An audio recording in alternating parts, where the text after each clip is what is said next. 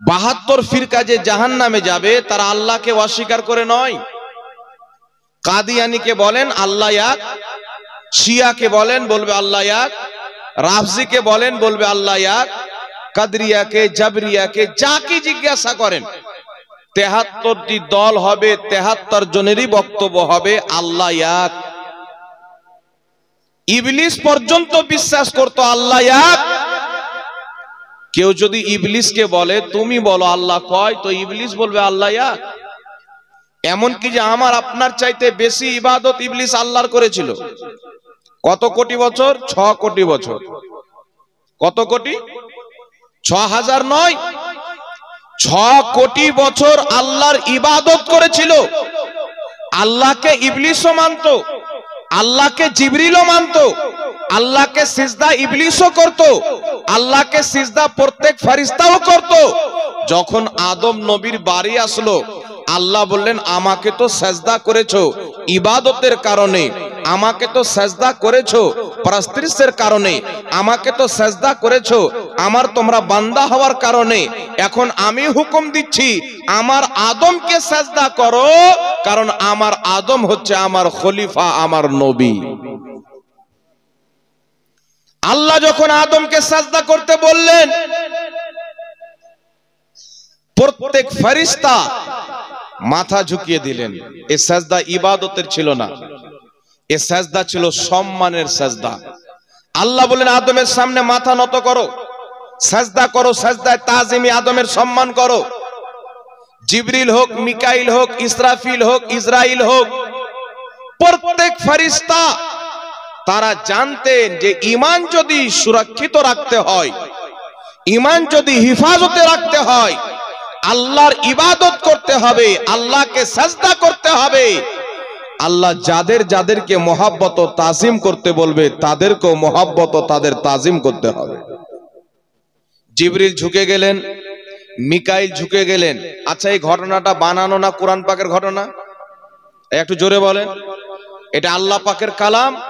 প্রত্যেক ফেরেশতা সাজদা করলো, ফাসাজাদু, সবাই সাজদা করলো ইল্লা ইবলিস। ইবলিস করলো না।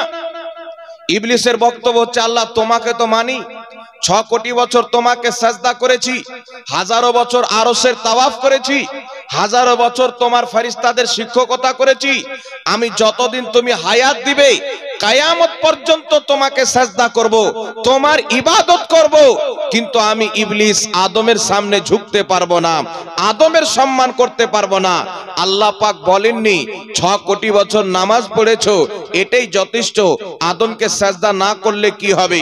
আল্লাহ পাক বলেননি আমার আরশের তাওয়াফ করেছো হাজারো বছর, এর বরকতে তোমাকে মাফ করে দিলাম। আল্লাহ পাক বলেননি যে তুমি আমার ফেরেশতাদের শিক্ষকতা করেছো এর কারণে তোমাকে ক্ষমা করে দিলাম।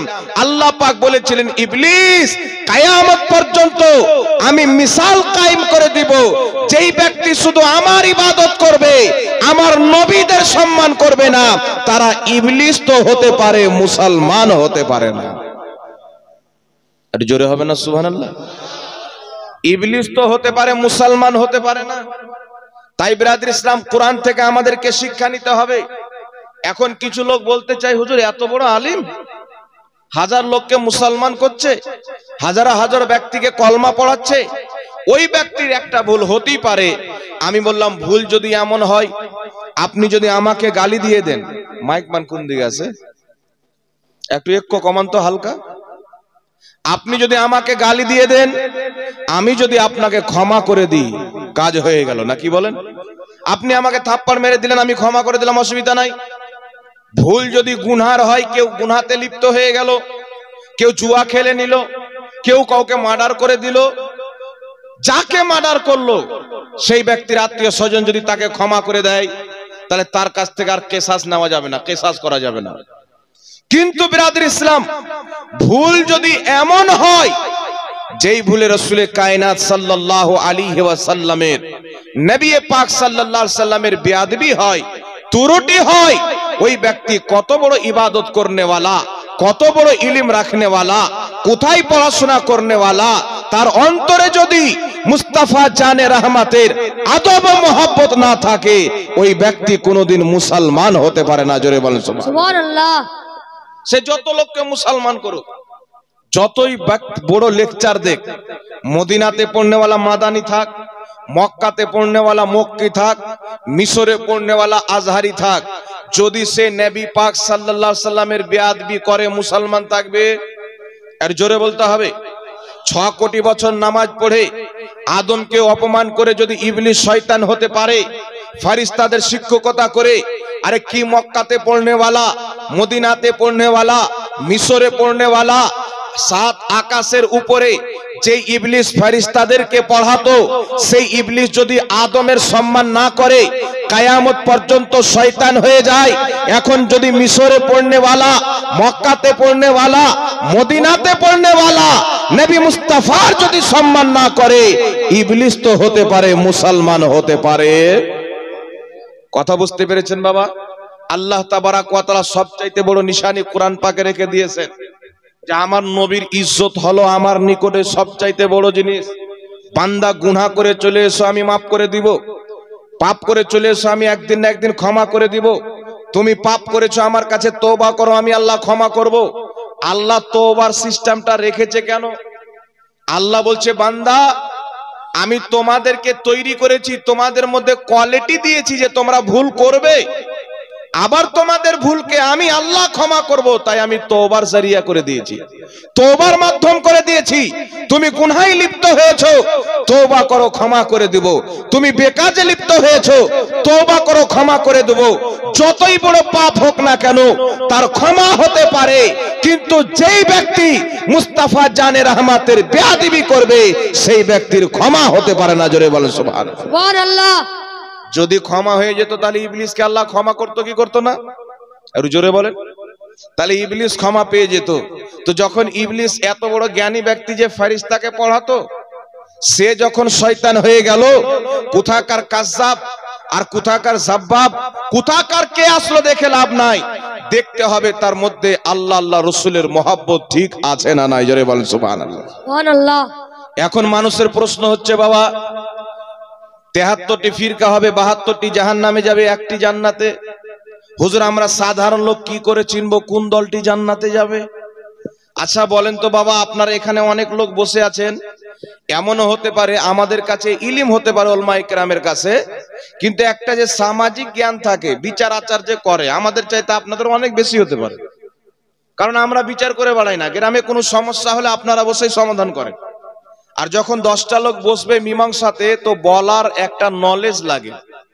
যেই ব্যক্তি সমস্ত ঝামেলাকে শুনে এমন ভাবে একটা মীমাংসার কথা বলে মীমাংসা করে দিবে যে সব ঝামেলা তখনই শেষ হয়ে যায়। তো আল্লাহ সবাইকে কিছু না কিছু স্বাভাবিক জ্ঞান দিয়েছেন। তো আপনি স্বাভাবিক জ্ঞানে চিন্তা করেন, বর্তমান জামানাতে যদি জান্নাতি আর জাহান্নামী চিনতে চান, তো জান্নাতি এবং জাহান্নামী চিনার জন্য আপনাকে বেশি দূর যেতে হবে না। আপনাকে একটাই কথা বলে দিতে চাই, আপনি বলেন একদিকে আহলে সুন্নাত ওয়াল জামাত, বাকি দিকে 72 জাহান্নামী ফিরকা।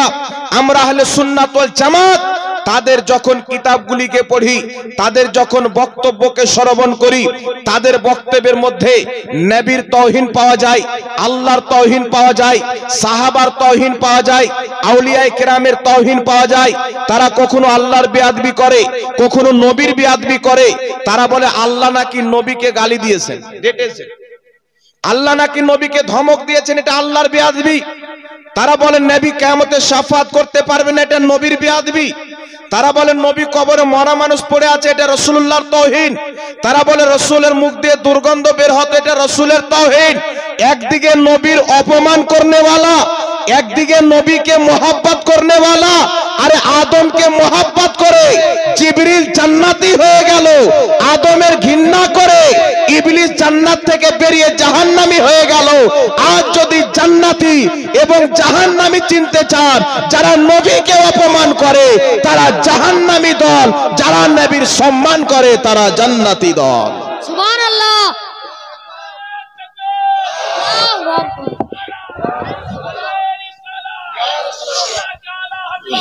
জিন্দাবাদ জিন্দাবাদ। এই মাসলা তো পরে আসবে।